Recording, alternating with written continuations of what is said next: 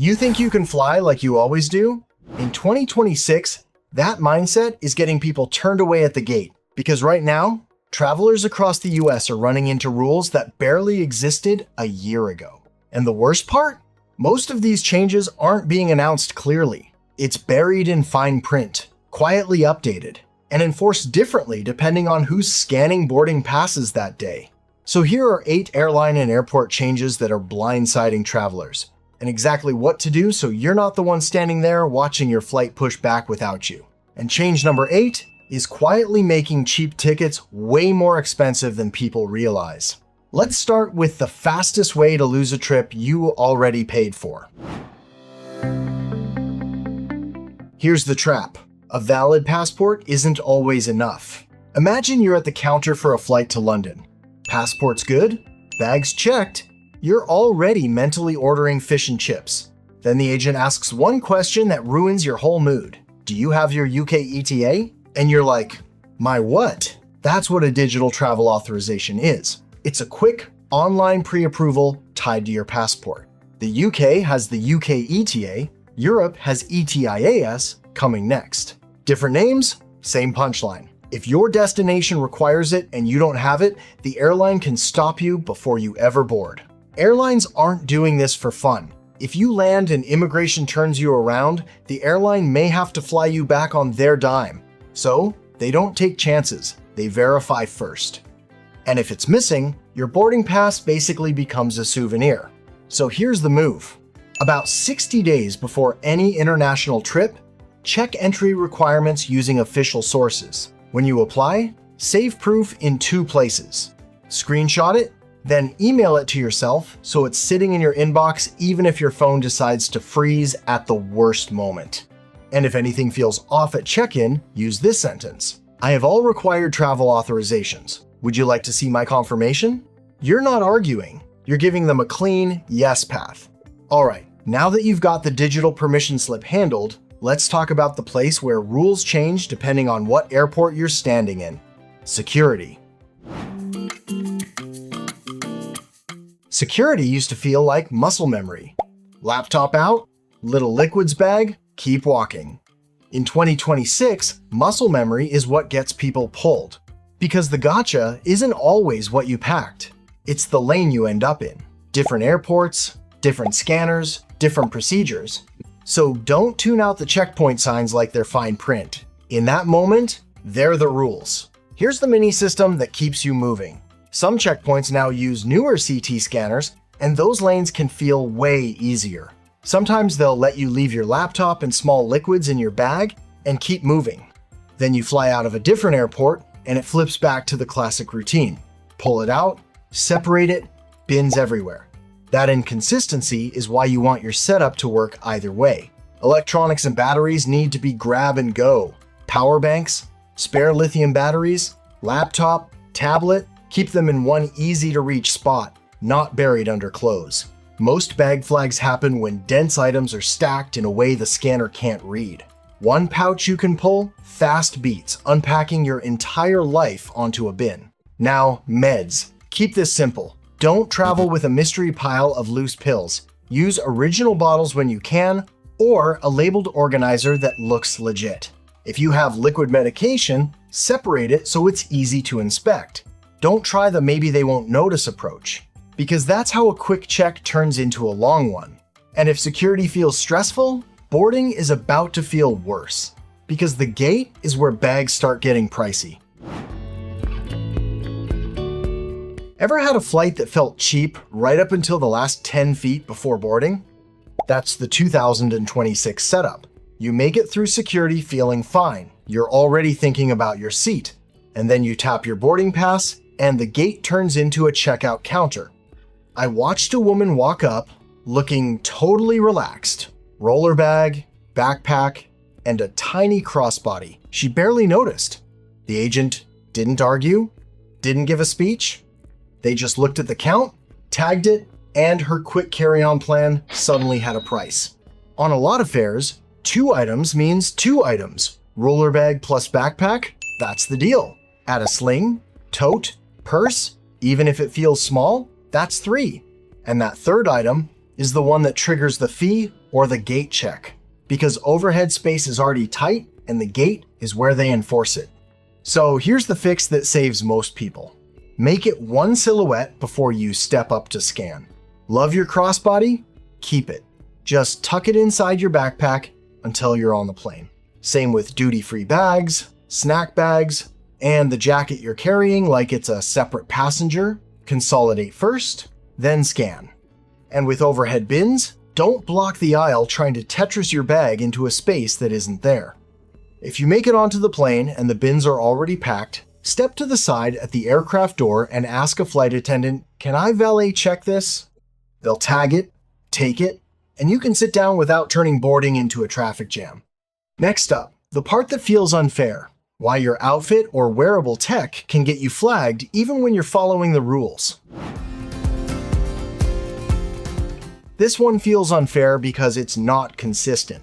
You can wear the same outfit twice and get two completely different outcomes. One trip, nobody cares. Next trip, you're getting pulled aside like you showed up trying to test the limits. What's really changing is airlines are quicker to step in when something is likely to trigger complaints or slow boarding down. Bare feet, see-through fabric, shorts that look like underwear, anything that makes the gate area feel awkward turns into a not today moment, because the last thing they want is a debate at the podium with a line stacking up behind you.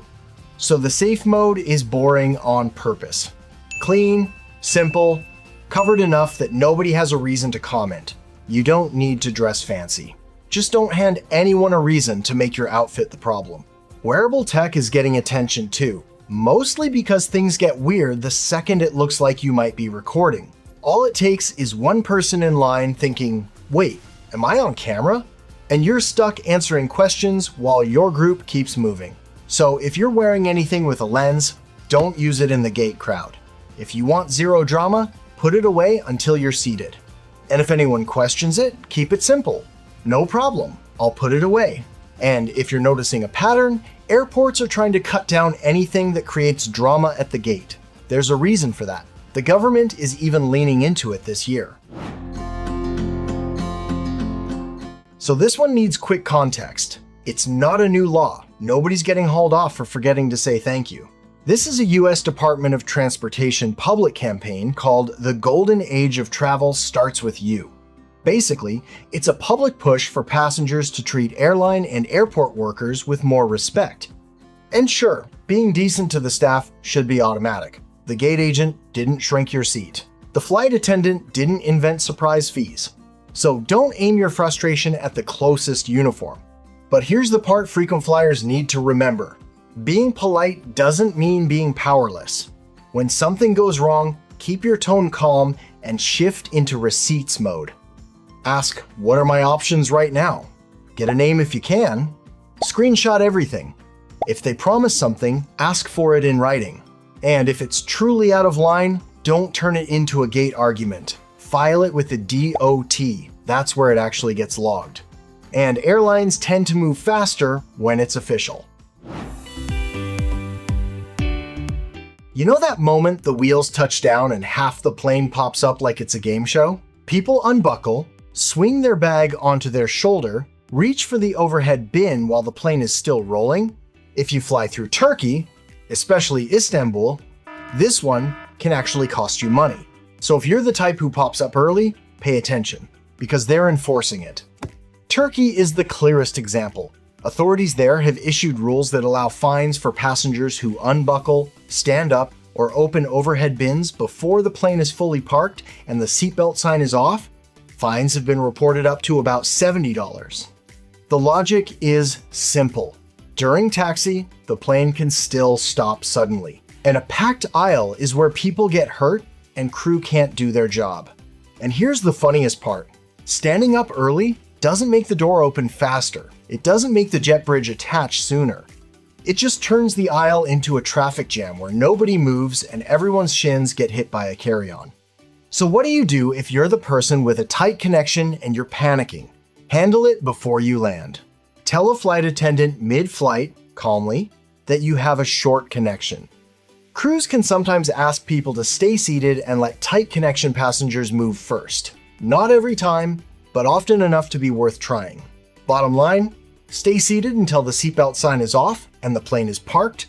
You'll look like the only adult in the room, and in some airports, you'll also avoid paying for your vacation twice.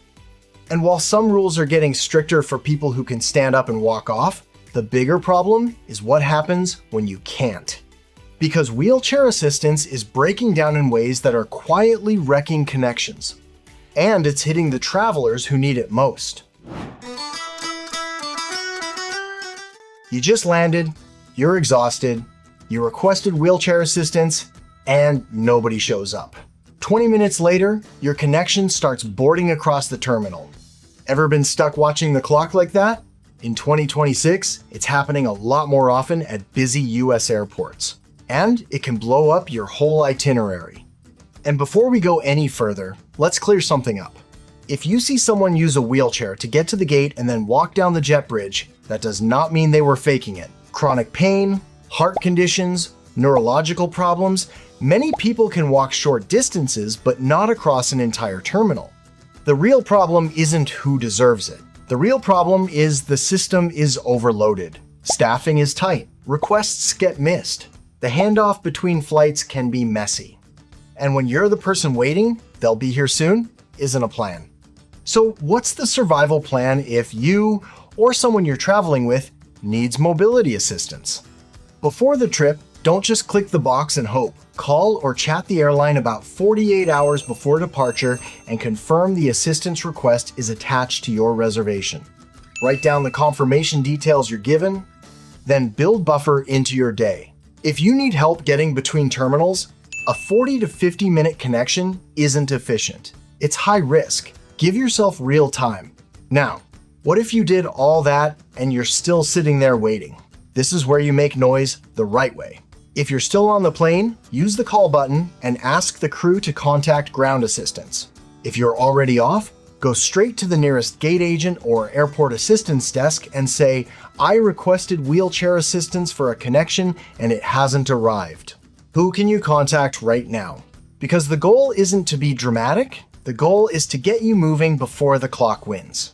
And once you've handled the mobility part, we need to talk about the money part. Because loyalty programs and new fees are changing so fast that a cheap ticket can quietly become the most expensive option. Don't skip the next one. This is the one that messes with frequent flyers the most, because it feels like the rules changed while you were mid-trip. For years, a lot of us treated loyalty like a simple equation. Fly a bunch, earn a bunch, perks show up. Now it's drifting into a pay-to-play world where the cheapest fares are allowed, but they're basically earn nothing. Complain quietly.